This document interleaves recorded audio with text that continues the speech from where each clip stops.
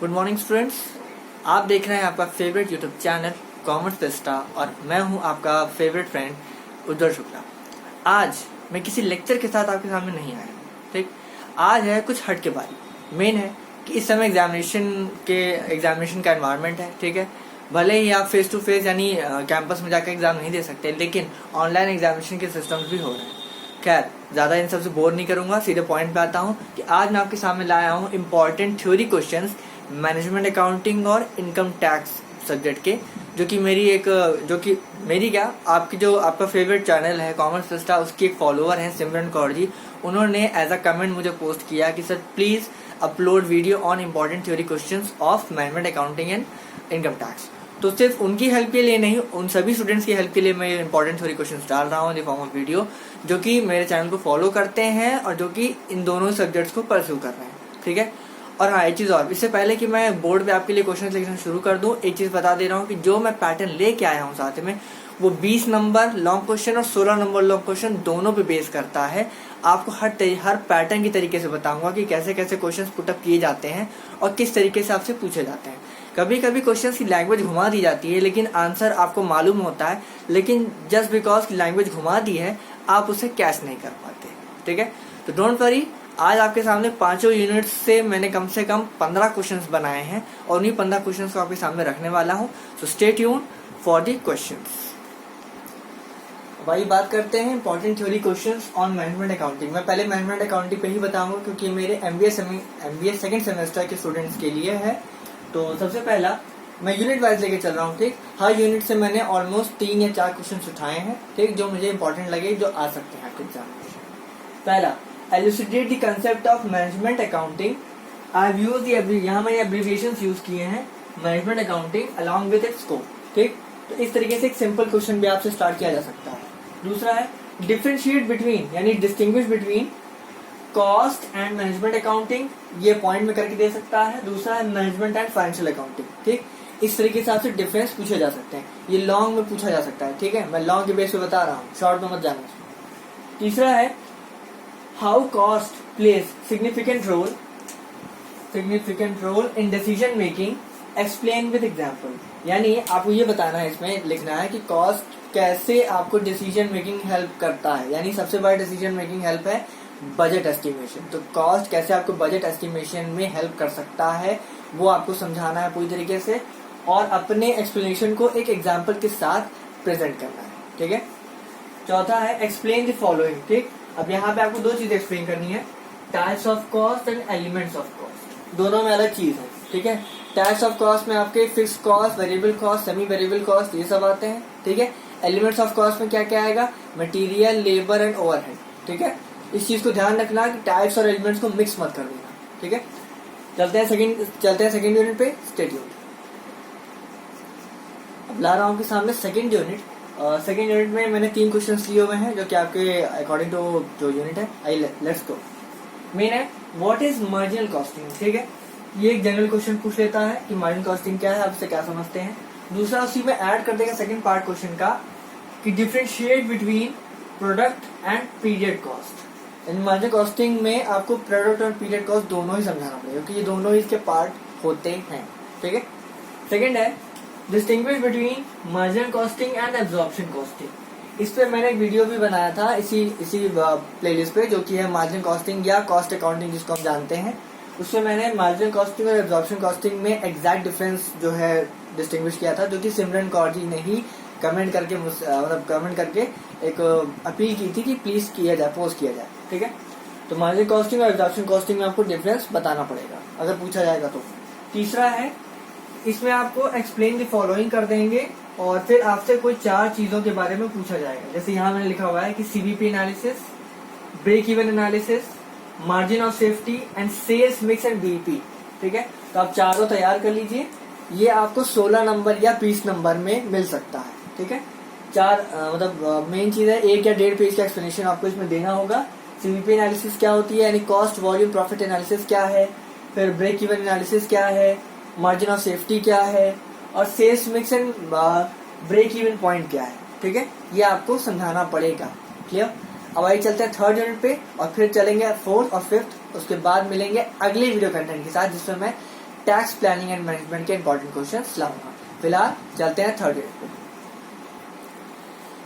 बारी है third unit की, ठीक है। तो सबसे पहला, what is budgeting and budgetary control, ठीक। ये आपको थ्योरेटिकल फॉर्म में लिखने के लिए पूछा जा सकता है, ठीक है। फिर है सेकंड क्वेश्चन यूनिट थर्ड का, एक्सप्लेन द फॉलोइंग।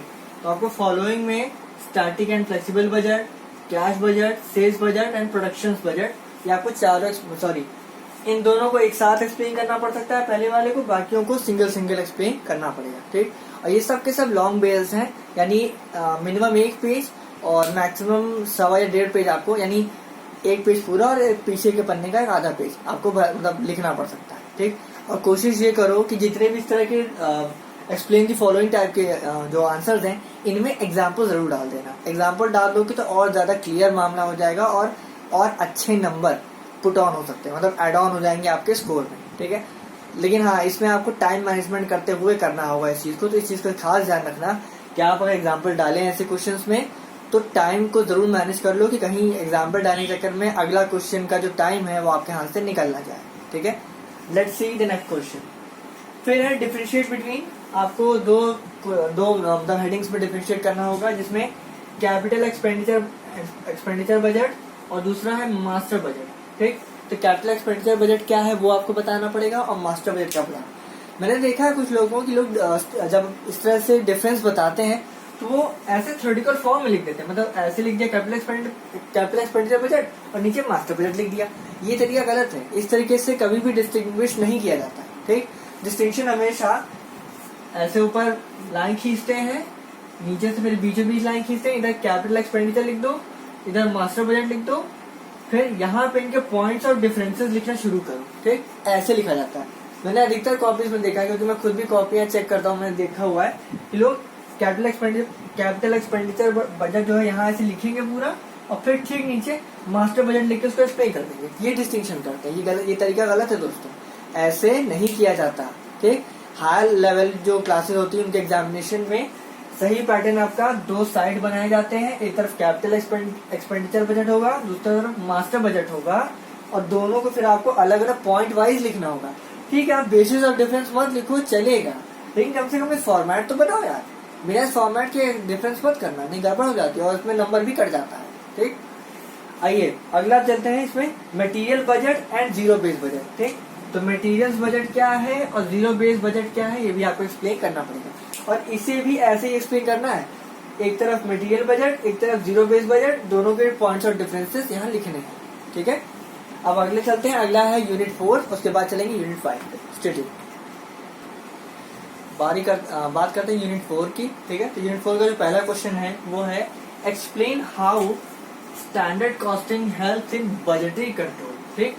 तो मेन ओवरऑल क्या है, मैनेजमेंट अकाउंटिंग का सब्जेक्ट है, तो इसमें स्टैंडर्ड कॉस्टिंग तो होगी, दूसरी बात वो कैसे एफिलिएट करती है खुद को बजटरी कंट्रोल से, तो ये आपको इसमें समझाना होगा।